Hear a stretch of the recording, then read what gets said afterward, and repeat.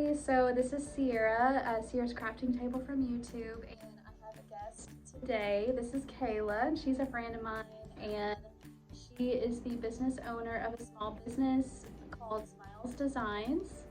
So she's going to be showing us the process today of how to do sublimation, if I'm saying that correctly. So I'm just going to video her today, and she's just going to show the steps. She's going to give us her tips and tricks because she's been through trial and error. So we're going to learn from her today. If you want to keep learning more about t-shirt sublimation, keep watching this video and we will get right to it. Thank you guys for watching. Thank you so much.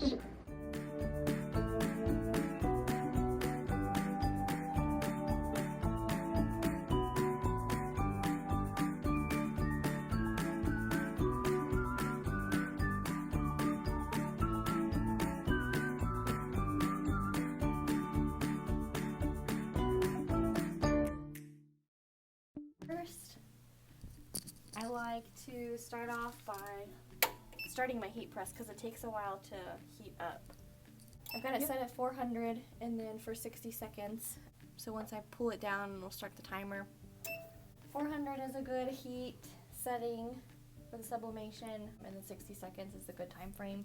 It always works well for me, so that's what we'll keep doing. So we'll let that heat up, and then while I let that heat up, I like to print my stuff off and get it ready.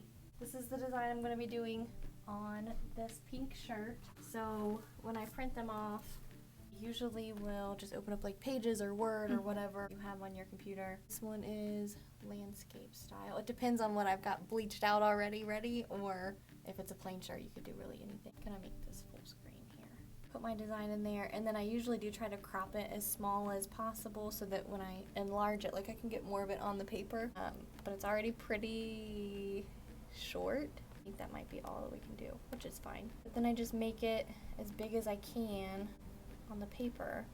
So once I've got it the size that I want, and sometimes I'll measure it, it just depends, but I think this one will be good. I'm not gonna measure too much, but sometimes I do have to measure just to make sure. But once you've got it, it's kind of like heat transfer vinyl, where like when you're cutting it out with your Cricut or whatnot, you would want to like flip the image. So you want it backwards when it prints. I'm gonna do that. And I like to put these, this is just my personal way of printing it off. I export it to a PDF because the print settings are easier for me to control than in the Pages, which is kind of weird, but, and that's just personal. You may not have to do that if you ever wanted to. Okay. Do this. I just think it's easier to control the PDF settings to print, because then you can scale it, whereas on like my Pages, and this also just might be my version that I'm running on Mac or whatever, I can't like scale it very easily on my Pages. So I scale it to fill the entire paper, get as much as I can on the paper without cutting anything off.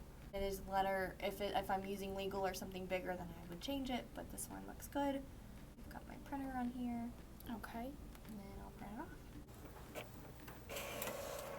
So your colors are gonna look a little muted. They're not going to look as bright on the screen, but once you press it down, like the heat will activate it, and then it is brighter. It is very comparable to what's on the screen. So even though it doesn't look like it when it prints out, it will be once it's finished. So I have an Epson ET2803 is the name of the printer. It's an Eco Tank. So any Epson Eco Tank, you can make a sublimation printer. You would just want a printer that has tanks for the ink instead of cartridges. These are not cartridges, they are tanks. You open up the knob here, and then you fill in your own ink. So you would just buy your sublimation ink instead of regular like printer ink, and then you would want to buy your sublimation paper, and then you can convert your printer. So it's really not that hard, it's not that bad. I did it very easily with my husband's help. It didn't take but any time. It looks very simple. It was very simple, and then you just use it like a regular printer. So this one is wireless. You can print it like from upstairs, downstairs, whatever. I can print it real quick and then, leave it if I need it later. It just sits there. I don't have to actually come down here and plug my laptop in, things like that. So yeah. And I think a lot of the Epson printers like that are like that nowadays. So I'd recommend it to anybody who wants, to do sublimation. It's very similar to the infusible ink that Cricut sells, but instead of cutting it on your Cricut and like weeding it and stuff like you would vinyl, you're just printing it off yourself. So, and this one's easier to like, you know, you can make the designs and have different colors print out at one time rather than just like your infusible ink sheets all one color, you know. It is expensive to buy the printer in the beginning, but I don't know, I guess if you do the math on how much infusible ink you're going to be using or whatever, you can, you know, it pays off after time. So same thing with sublimation. Your shirt would want to be, I like to use like 40% or more polyester. A lot of your heather colors that you bleach with are 40% or more polyester cotton blend. The higher the polyester, obviously like the brighter and more vibrant your image is going to be, but I still think that it looks good with 40%. And sometimes you might want like a little bit of like a faded image, just depending on like what look you're going for with your shirt, and use a lower polyester percentage if you wanted to, if that's the look you're going for. So you can do a lot with it. So our heat press is still getting up to 400, but we can kind of set the shirt up and get ready. Sometimes I put parchment paper down. If I'm doing like, sometimes I'll scrunch a shirt and then put the image on it, and it comes out with a nice like scrunch sublimation design. And I don't want the ink to get on the pad because then it could transfer from shirt to shirt. So I put parchment paper down. It helps with, you know, limiting on that transfer from shirt to shirt. Sometimes if it's a lighter colored shirt, also you don't want it to bleed through to the back, especially if you've got, you know, your bleach on it, because it does, you know, thin your fabric and stuff. So I'll sometimes put a parchment paper piece inside the shirt, but this pink I haven't had any bleeding problems yet, so I feel confident that it won't do that. It's a pretty solid color, so I'm not gonna do that this time, but that is something that you may want to just look out for if you're doing like a light, like white for sure, a lighter yellow. I've had it happen too. There's this one oatmeal, kind of like the shirt I'm wearing, but it's like a tan. It bled through on that one. If it's a lighter colored shirt, just be careful, and then you can't go wrong with using parchment paper even if you don't need it. But I just kind of get it on here on my heat press, make sure it's all even out. Smooth out any wrinkles, because if you do have a wrinkle in there, your image will come out wrong. Make sure it looks centered. Then we'll flip this over and put it down. And it is nice that, I don't know if you can tell in the video, but you can kind of see through it. I can see it, yeah. It does help as a guide. I'll also kind of like just eyeball it. And I'll fold this over just to get more of like a even it out on the shirt. Make sure it's centered. It doesn't look funny. It's center in your bleach spot. It's not like tilted to one side or not. And then I also kind of use my fingers too to guide and make sure it's centered. But that's me. I'm a perfectionist. Once I've got it where I want it, I'll use my, this is actually Cricut brand, because it was actually the cheapest I could find on Amazon. It works really well, and I like Cricut. I trust their brand. They have good stuff. So this is heat resistant tape. I'll just cut a couple pieces, and then I put it at the edge of my shirt to keep the image in place. You don't want it sliding around. If it slides around, then you get like a shadow on your image. Or if you lift up the heat press too much or too fast, your image kind of floats up, and then yeah, you've got shadows and stuff. So I always tape them down now. You don't have to use a lot of tape, just enough to where it won't slide around. So where would you recommend getting these shirts? Where did you get your shirts? I order these off of Jiffy Shirts. Jiffy? Yes. If you create an account, you're a member, I think it's $59, I think, is free shipping. Like, I try to do all my orders, I order them in bulk, and then I get free shipping. That's a pretty good deal. Yeah, it's not bad. And even if you didn't do, you know, the $59, the shipping's only $4.95, I think. So it's still not bad. Like a shirt that somebody needs like right away, you can still order it by itself. So I get the shirts off Jiffy Shirts. Some people say that you can get them from like Michael's or Hobby Lobby. You can definitely do that. They're a little more expensive sometimes. If you're gonna do a bleach shirt, it has to be a heather color. Like it'll say heather pink or heather red or heather blue or whatever. Okay. My next question, like, how do you know that it's a heather shirt? It'll say, yeah. Okay. Like the name of the color is literally heather, whatever it may be. Okay. Those bleach, 100% cotton won't bleach, but you will probably get holes. I've had a few of that too. So, and I've had to figure this out all on my own, and I've made many mistakes. Well, thank you for letting me learn with you today and Of course. making this video to share it with others. No problem. I'm happy to do it. We're at 400 now. So the only other thing that I do before I press it is I also take a piece of parchment paper. You can just use regular parchment paper or butcher's paper or whatever from like Kroger or whatnot. Because again, it does help limiting the transfer from shirt to shirt. So like if I was doing like a black image and then my next shirt was white, sometimes I have in the past had like a shadow from it transfer to the next shirt when I didn't want it there, and then I have to either scrap it or cover it or do do something. And sublimation, if you mess up with vinyl, you can like you can take the vinyl off. You can put heat behind the shirt and peel it off. Sublimation, you can't get it off. You can't bleach it. You can't do anything. It's the ink and it's infused and it's there. So I always do parchment paper now over everything. It doesn't matter what color or anything on top. I don't always do it in between, but I always do it on top because I don't like it transferring from shirt to shirt. When I started to do it one after another, I did notice it was doing that. But I always do it just to make sure. Press her down. It's very dusty. Oh, that's okay. It's a very old press. I've had it for a couple years. It clamps itself and it's got a timer and you can adjust the heat. I can smell it.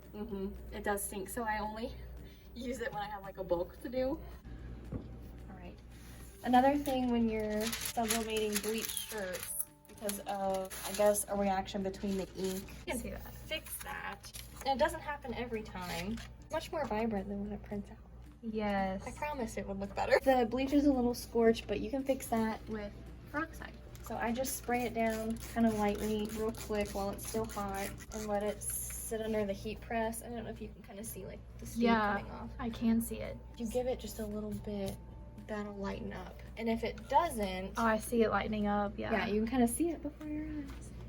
If it doesn't, then you can also spray it with peroxide and put it in your dryer. I like to do it right as it's under the press. It's just faster and easier, and you just use the heat from the press to do it. Sometimes you don't notice until you like get the shirt on, and then you see like a hue of kind of like looks burnt. Yeah. So you can spray it with peroxide and put it in the dryer, or leave it outside in the sun. I find sometimes helps too. So it activates with the heat. So the shirt's already hot from being pressed, which is why it happens so quickly. But yeah, if I didn't notice that it was scorched and then like I went to wear it, I could still like a couple days from now spray it down with peroxide and throw it in my dryer on like high heat or whatever, and then it would come out and look really white and bright again. So you have to add heat with the peroxide for it to activate. Okay. Yeah, for it to get the scorching out. Yes.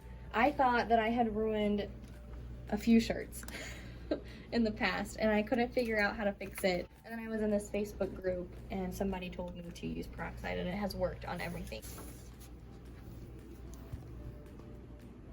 It's nice and bright, and it's a nice summery shirt if you're a Kentucky fan.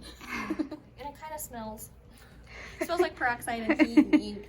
So you can wash them before you kill them or sell them or whatever. But the ink should not fade as long as you have like a 40% or higher polyester shirt. The ink should stay just as vibrant. Is a Gildan soft style. I really like the soft style. They feel just really nice. Probably 35% polyester and 35% cotton. But most of the other shirts are a poly cotton blend. And the lower the cotton percentage, the lower your chances of it like shrinking in the dryer and stuff like that too. Okay. So also we'll use these sometimes. These are just plain white shirts. They're really good for sublimation, but not really good for like tie-dye and stuff like that. Because they're 100% polyester, they're jerseys, dry power. 100% polyester, it looks so good when you print something on it. The color just really pops. It looks really good. But again, it's just like a plain white shirt. Your tie-dye, if you're looking for a pastel tie-dye, I would, do a 100% polyester shirt, but they look better on cotton, I think, if you're looking for something more vibrant. But sublimation works really good on the 100% polyester. So this is a Bella Canvas shirt. They are also really soft. I really like the Bella Canvas brand. This is a heather color. It is 52% cotton and 48% polyester. I have bleached something light like this before, and it does look pretty good. These Bella Canvases, though, I don't know how to explain. Like, when I'm bleaching a shirt, if I'm bleaching a Gildan, I can, like, multitask. So I can bleach my shirt, go inside and do something, or, like, feed Miles, or, take my mind off the shirt. And if I leave it for too long, it's not a big deal.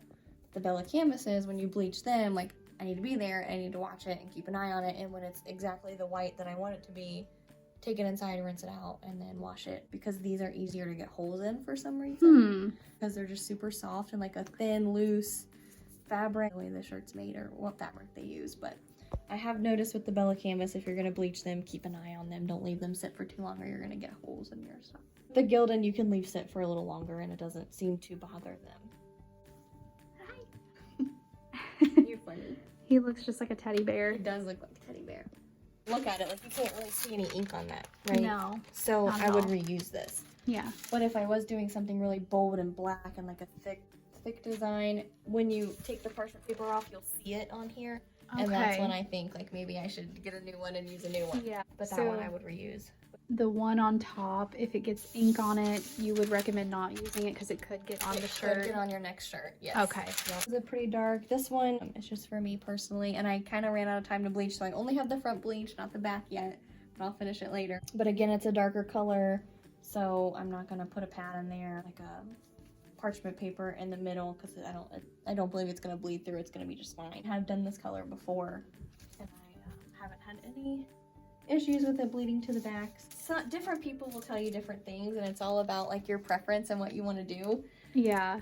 I like to bleach before, and I know this one was kind of, my spray bottle broke too, so it depends on like the look you're going for your shirt too. So it's not a hard bleach spot like that one was. It's kind of faded. Right. Oh, I see now. Yeah. And some of the middle isn't really bleached. You can always bleach after, and a lot of people do that, and you can tell when they do it because their bleach spot like follows their design really good, and it's like a really good outline of the design. But I personally think, and it may be a mixture of the ink that I use and the paper I use and the shirts that I'm using. That could be a factor in it. That makes sense. But when I bleach after, it does fade the ink a little bit. I do think it looks faded.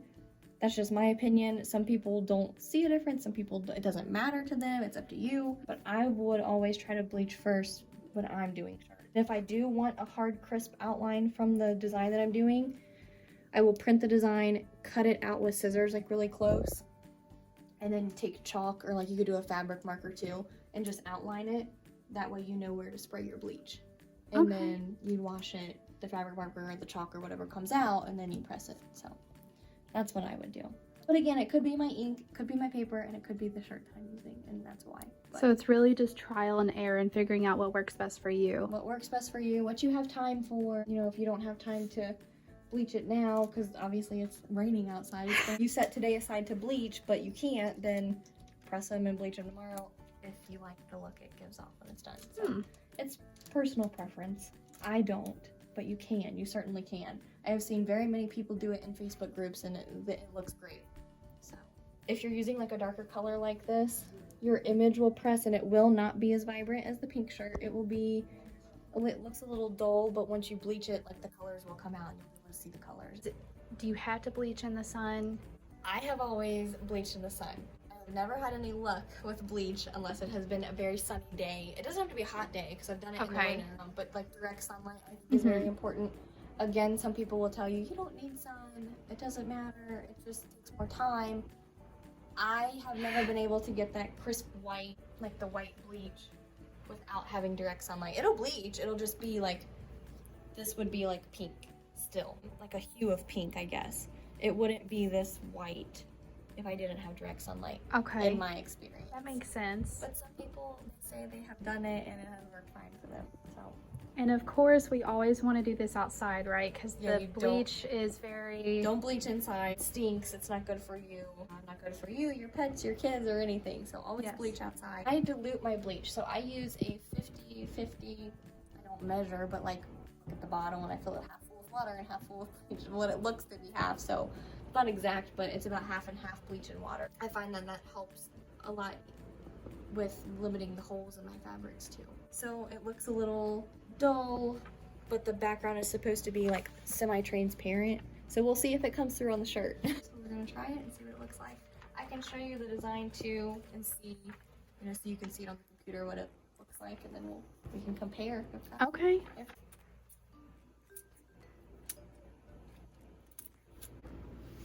And then I'll probably have to spray this one too, because it's bleached. See how like the background is kind of transparent, at least on the computer. We'll see what it turns out like on the shirt.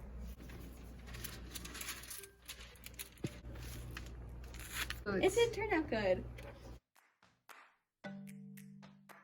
Now, I don't see any brown on here, but from your experience, do you see anywhere that it needs? I do see that it looks a little like tan. It's not super harsh. Sometimes I have done it, and I guess it maybe depends on how much bleach you use also. I've had it to where it's like almost like rust color. Like I've opened the press and I thought, oh my gosh, I ruined this shirt. It's orange now, it looks like rusty. Just spray it with peroxide. Maybe you have to do it a couple times. Situations like that, the dryer works really well, and I always fix it. So you wouldn't believe what, you know, sometimes shirts come out looking like, but you can fix them. See how it lightened up pretty fast there. Because I think that this one was very lightly bleached. My spray bottle broke and I wasn't able to bleach it pretty thoroughly. So that's probably why it didn't take very long to fix itself. And you guys can get that anywhere. Peroxide is not that expensive. And this is, and you don't even have to get the good, like this is Kroger brand. Kroger brand peroxide. I use Kroger brand bleach. Parchment paper works just as well. I just got that one on Amazon, like a big pack, 4 or 5 boxes in one, so I bought that. But honestly, like Kroger brand or Walmart brand works just as well as any other brand. You get bleach or Clorox works too, or? Clorox works, any brand works. Oh, sometimes online I have seen like, don't get the no splash bleach, it doesn't work as well. I don't see a difference, but I mean, I guess it's up to you guys. If you try it and you see a difference, then don't use it again. I personally have not seen it.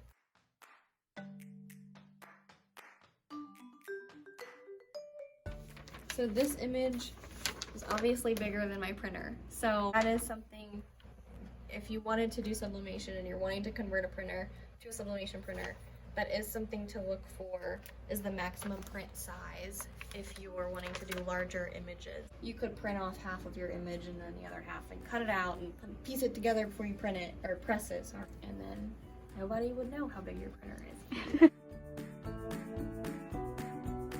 a certain size. If I do, for whatever reason, need something larger than that size, the girl that I use, her name is Sarah Swim, and she has an Etsy page called Paisley's Playhouse. So you could go on there and message her if you're looking for a bigger sublimation print. I'm sure she'd be very happy to help you.